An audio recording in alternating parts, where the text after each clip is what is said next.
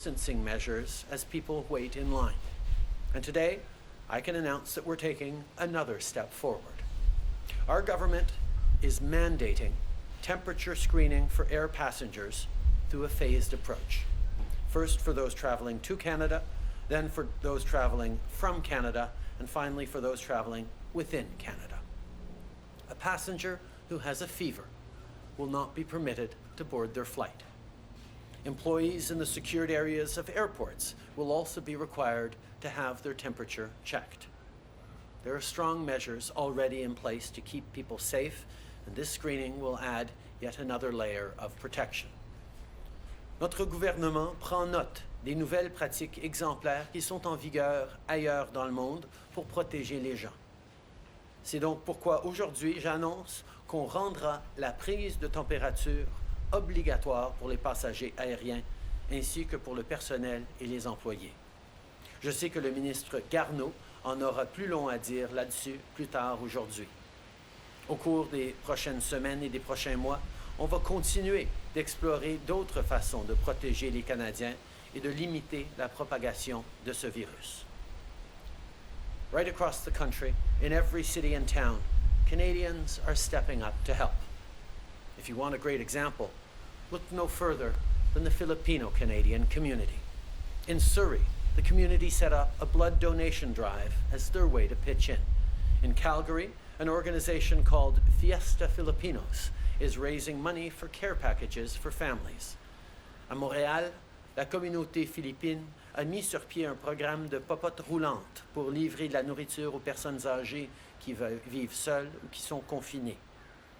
Aujourd'hui, en cette journée de l'indépendance des Philippines, on reconnaît toutes les contributions qu'ont apportées les Canadiens d'origine philippine à notre pays. C'est aussi l'occasion de dénoncer les obstacles auxquels cette communauté est encore confrontée. As we celebrate Filipino Heritage Month, we can't ignore the ways in which our country must do better. Too many members of this community face discrimination, something that has gotten worse because of this pandemic. There is no place in this country for racism against Asian Canadians or anybody else. Now, more than ever, we need to stand up against discrimination and injustice in all its forms. As Canadians, we are always stronger together. Merci. Thank you, Prime Minister. We'll now go to the phone for questions. One question, one follow-up. Operator. Thank you. Merci. Première question, Raymond Fillon, TVA. À vous. Merci. Bonjour, Monsieur le Premier ministre. Au sujet d'abord des militaires dans les CHSLD, vous avez déjà dit que ce n'est pas une solution à long terme, mais qu'est-ce qui vous empêche de consacrer 1000 soldats, 1000 militaires aux résidences du Québec jusqu'à la mi-septembre, comme le demande M. Legault? On est allé dans les CHSLD au Québec en tant que Force armée canadienne parce qu'il y avait une crise urgente où on n'avait pas le contrôle de la pandémie à l'intérieur de ces CHSLD. Et dans les 2 derniers mois, on a vu des améliorations nettes dans la façon que ces CHSLD fonctionnent, dans le retour au travail de plusieurs préposés à cause du travail qu'ont fait les forces armées canadiennes. On reconnaît que même si ce n'est pas une solution à court terme, ils ont pu, à long terme, ils ont pu mettre en place des mesures, des protocoles, des façons de faire qui vont continuer pour le moyen et long terme.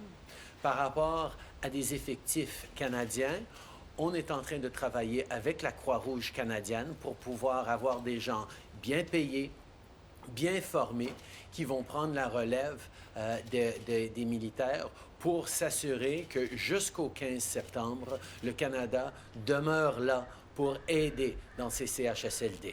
C'est une approche qui est raisonnable, qui est ancrée dans les besoins sur le terrain.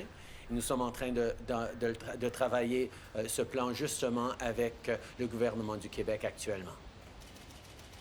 Suivi. Mais M. Legault, hier après-midi, disait encore « On a besoin de 1000 soldats ».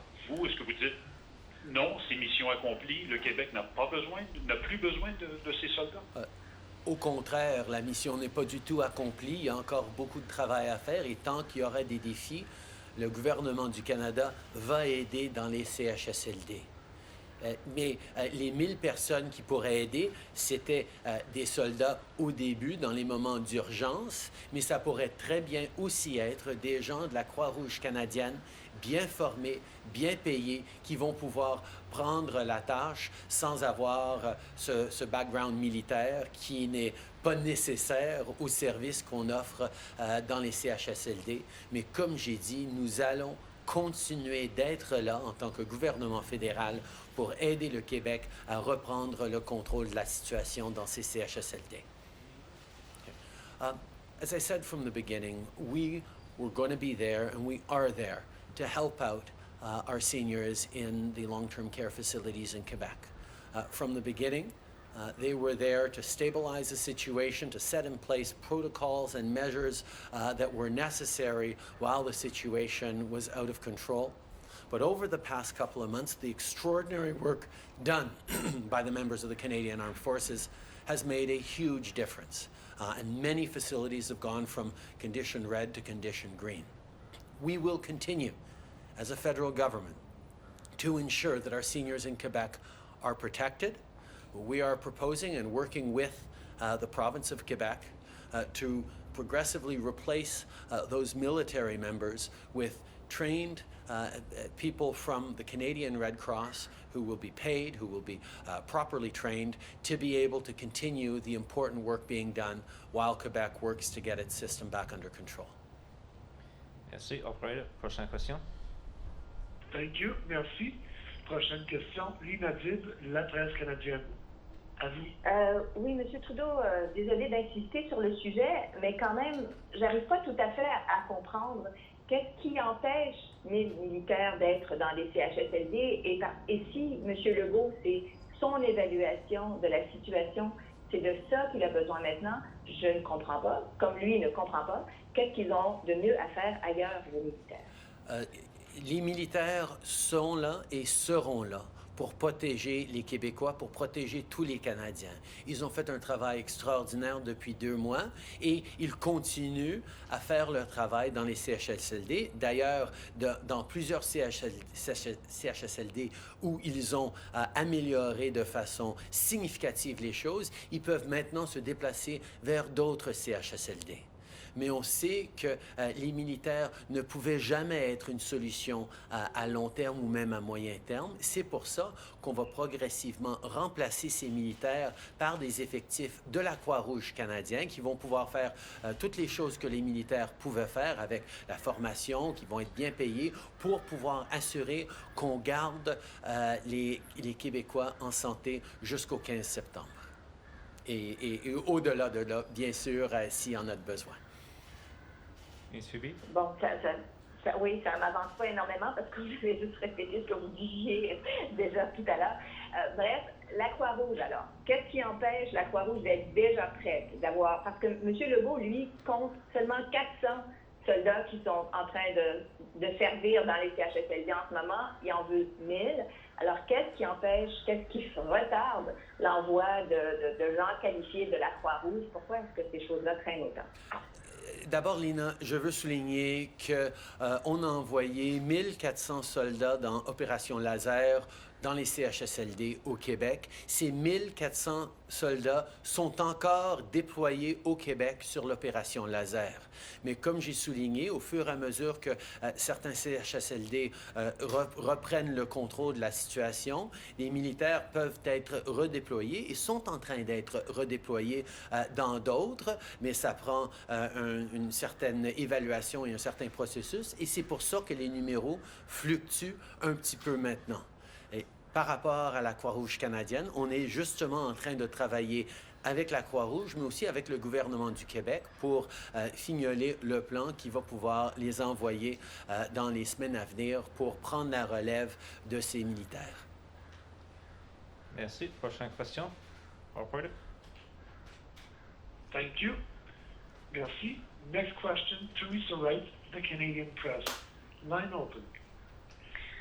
Yes, good morning, Prime Minister. I'd like to ask you about the video of the arrest of Chief Alvin Adam. The RCMP said the treatment of Chief Adam was reasonable. Can you explain that to all the people who have now seen this video? I think everyone who's seen this video has serious questions about what exactly happened, about how it happened this way, and about that use of force that we saw. That's why we're calling for an independent, transparent investigation that will get the answers that so many questions that people are asking right now. Okay. Je pense que tout le monde qui a vu cette vidéo a des questions sérieuses à poser et c'est pour ça qu'on est en train d'appeler pour une enquête indépendante, transparente, qui va nous donner les réponses sur comment ça a pu se produire. Follow-up, Teresa? Yes, thank you. On another topic, you've been promising to end the blood donation ban on Midwest sexist men and trans women since 2015. Other countries have done this years ago. Why have you not yet kept this promise? Our decisions from the very beginning have always been anchored in science and data. From the very start when we took office, we made significant changes to shorten the wait times, but they were still unacceptable. That's why we gave funding to Canadian Blood Services and Quebec to do the studies necessary to be able to bring in new protocols, and we are very hopeful that we'll be able to announce the results and the change very soon. Okay. Depuis le début, nous avons reconnu que nous avions besoin de changer les protocoles pour permettre aux dons de sang de tout le monde. C'est pour ça qu'on a investi dans Québec et les services de sang canadiens des millions de dollars pour qu'ils puissent faire les recherches, faire les études nécessaires pour ancrer dans la science et dans la sécurité les nouvelles mesures qu'ils pouvaient adopter. Et on espère qu'on va avoir des bonnes choses à annoncer d'ici peu. Thank you, and we'll take one more call online. Thank you. Merci. Next question, Ryan Timothy, National Post. The line open. Yes, sir. I wanted to ask you a follow-up about the Chief Allen video. Given what you've seen, given the fact that the superior officers there decided initially that there was no problem, that the force wasn't excessive, do you think that's part of the systemic racism issue that you've seen in the RCMP? And are you concerned about what that says about how the RCMP senior officers view force? I think we've seen examples of systemic discrimination, of systemic racism in the past days in many different ways. That's why we need to address it seriously. That's why we need both clear, independent, transparent investigations in the cases brought forward. But it's also why we need to look at the entire system to improve it, to make sure that situations like this don't happen in the future, and that our police officers who are there to protect and serve all Canadians are able to do that for all Canadians. Okay. Je pense que les incidents qu'on a vus récemment soulignent le besoin, oui, d'avoir des enquêtes et de la transparence par rapport à ces incidents-là, mais aussi qu'on a besoin de garder le système pour assurer que tous les Canadiens soient bien servis par leurs forces policières. Follow-up, Ryan? Yeah, sir, just on another issue, after the bill failed to move forward Wednesday in Parliament, you said you'd continue working on it, that you wanted to get the payment out to people with disabilities. I'm wondering if you've made, the parties opened up and made more negotiations, maybe changed some of your previous stances to help move that bill forward. We are very hopeful we are going to be able to move forward to deliver for people with disabilities across this country. We know that they're facing extra costs because of this pandemic, and that's why we moved forward a bill, and we even offered to separate out that bill so just that measure could be moved forward on. Unfortunately, as we saw, other parties did not want to move forward even on that one thing. So we're now looking at ways of perhaps being able to deliver that without having to pass through legislation, but it will be more difficult and may take longer. Bonjour, M. Trudeau, Philippe Vincent Foisy de Radio-Canada. D'abord, sur la décision de la Cour suprême sur le Conseil scolaire francophone de la Colombie-Britannique. En fait, là, la Cour suprême a forcé la province à verser de l'argent à cette commission scolaire pour les parents francophones, pour les écoles francophones. Par contre, la province dit qu'on n'a pas assez d'argent pour financer comme il faut ces écoles-là. Est-ce que le gouvernement fédéral peut aider et va aider les provinces justement pour que les minorités linguistiques au Canada, notamment les minorités linguistiques francophones hors Québec, puissent avoir une éducation de qualité partout où ils sont? Évidemment, en tant que gouvernement, on a pris beaucoup de mesures pour protéger, pour renforcer les protections pour les communautés linguistiques minoritaires à travers le pays. Et cette décision de la Cour suprême, c'est une très bonne nouvelle pour ces communautés-là et pour notre pays. Ça fait longtemps que les communautés nous disent que les provinces ne financent pas adéquatement les services qui leur sont dus. Et on espère qu'à partir de maintenant, les provinces vont mieux respecter les communautés linguistiques. Et en tant que gouvernement fédéral, on est toujours ouvert à être là pour aider, mais on reconnaît la responsabilité et les compétences des provinces en matière d'éducation et de services pour ces communautés-là. I think the Supreme Court decision is good news for minority language communities right across the country who've long felt that they haven't been receiving the right levels of services from their provincial governments. As a federal government, we've moved forward in many ways to strengthen protections and support minority language communities across this country. But we now hope that the provincial governments will step up further in areas that are their exclusive jurisdictions, like education and certain services for minority language communities. As a federal government, we will always stand ready to support and help minority language communities across this country. Sur la prise de température pour les passagers, pensez-vous que les gens vont avoir de la difficulté à vous faire confiance? Parce que depuis le début, vous nous dites que ça ne fonctionne pas. Vous avez dit que les masques ne fonctionnaient pas aussi. Vous avez dit que fermer les frontières ne fonctionnait pas. Là, vous revenez, vous changez de position. Si ça arrive aussi tard que ça et que ça fonctionnait, pourquoi ne pas l'avoir fait plus tôt? Et si là, ça arrive, est-ce que c'est justement pour simplement calmer les gens parce que ça ne fonctionne pas comme vous le disiez plus tôt pendant la pandémie? Ou pensez-vous que les gens vont encore vous faire confiance quand vous demandez de mettre en place des mesures comme celle-là? On en avait parlé il y a bien des semaines sur cette idée de prise de température et ça nous a été souligné que c'est pas un moyen extrêmement efficace de déceler la COVID-19, c'est sûr. Mais que c'est un élément additionnel qui peut souligner si quelqu'un est malade, s'il ne devrait pas voyager ou s'il pourrait peut-être avoir la COVID-19. C'est sûr qu'on regardait ces mesures-là il y a plusieurs semaines et ensuite on a quasiment arrêté la totalité des déplacements aériens à l'international. Donc, on n'en avait pas de besoin. Mais maintenant, quand on commence à regarder la réouverture de l'économie, on commence à peut-être voir plus de gens venir au Canada dans les semaines à venir, on serait bien de faire comme beaucoup d'autres pays font et ajouter cette mesure additionnelle qui n'est pas une mesure garantie, une mesure à 100% pour protéger les gens, mais qui est une autre couche raisonnable qui va encourager les gens qui sont malades de ne pas voyager, de rester chez eux. Déjà, c'est quelque chose, mais aussi qui pourrait être une couche de protection additionnelle pour s'assurer qu'on est en train de faire tout ce qu'on peut pour protéger les Canadiens. We talked about the idea of thermal screenings for travelers a number of months ago. It was highlighted at that point and still remains the case that it is not a way of detecting COVID-19 in travelers.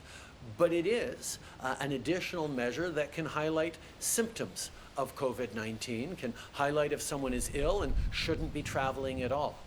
It's not the panacea, it's not a 100% solution. It is an extra layer of safety to encourage people who might feel sick to stay home and not travel and put others at risks. And it also aligns with what many of our international partners are doing as well. It is something that is an additional measure that can make a difference, but it has to be included with a suite of measures that we're moving forward with to keep Canadians safe. Brian Mullen, Global News. Just to follow up on one of the earlier questions, Prime Minister, when a young man took it upon himself to fight the blood ban at the Human Rights Commission, your government chose to fight him in federal court. Will you drop that case? And can you clarify that the changes you're planning to announce will mean an elimination of the 3-month deferral? The policy on MSM blood donations has long been discriminatory. But we know, and Canada has learned through strong, unfortunate experience, that the safety of our blood supply is something that we have to anchor in science. And that's why when we got elected in 2015 with a commitment to end the blood donation ban, we heard that the science was not there to be able to do it. We said, okay, well, here's millions of dollars for the Canadian Blood Services and Quebec to do the research necessary to be able to eliminate that ban safely so that we can still have a safe blood supply and we can move forward on ending discrimination against the LGBT community.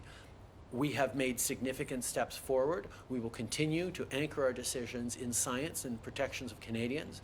But as I said, we will work to end this discrimination. Okay.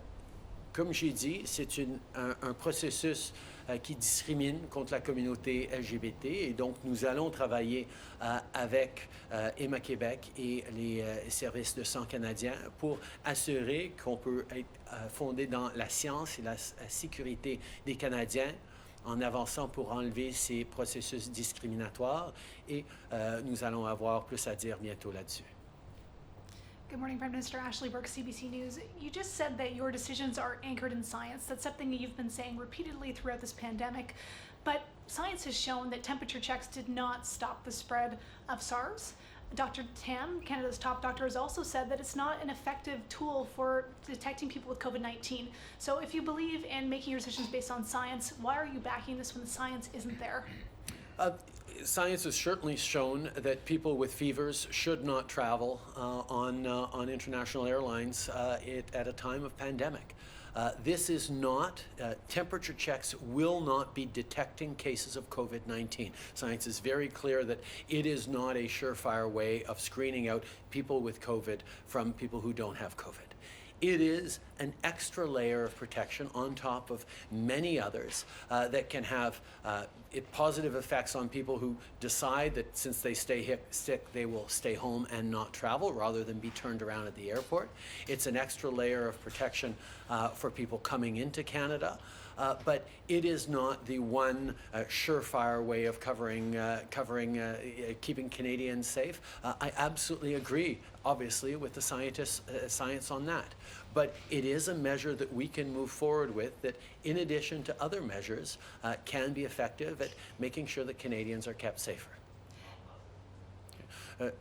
Nous savons très bien que des tests de température ne vont pas dire qui a la COVID et qui n'a pas la COVID. C'est certain qu'à ce niveau-là, ce n'est pas un test qui est aussi utile que ça.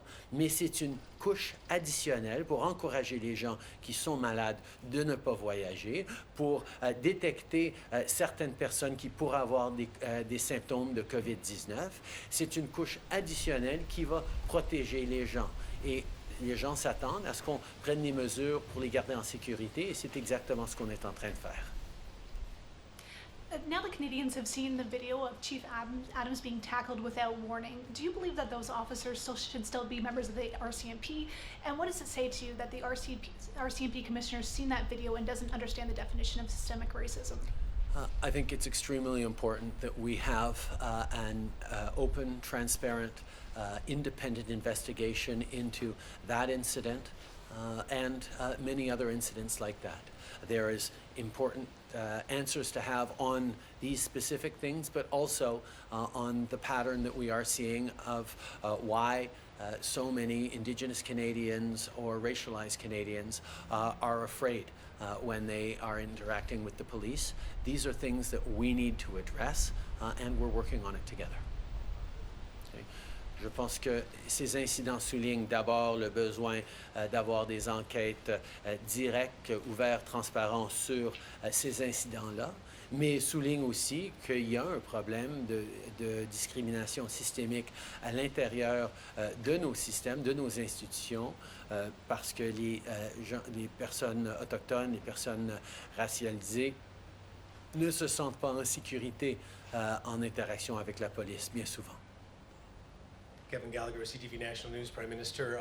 So you've talked today about the need for reform within the RCMP. You've said you're disturbed by the arrest dash cam video of Chief Adam, while the Wood Buffalo RCMP found the actions of the officers reasonable and not really worthy of further investigation. We've also heard comments from top brass within the RCMP questioning whether there's systemic racism in the force. Do you still have confidence in the top leadership of Canada's National Police Force to make the necessary reforms that you say are needed? The events that have been brought to light over the past days highlight that without question there is systemic discrimination within our institutions, including within the RCMP. We need to move forward to correct that, and I continue to have confidence in Commissioner Lucky for the changes that she's made already within the force and the more changes we need to make quickly to ensure that the women and men who serve in our police forces across the country, including the RCMP, can better serve their fellow Canadians, particularly Indigenous and racialized Canadians.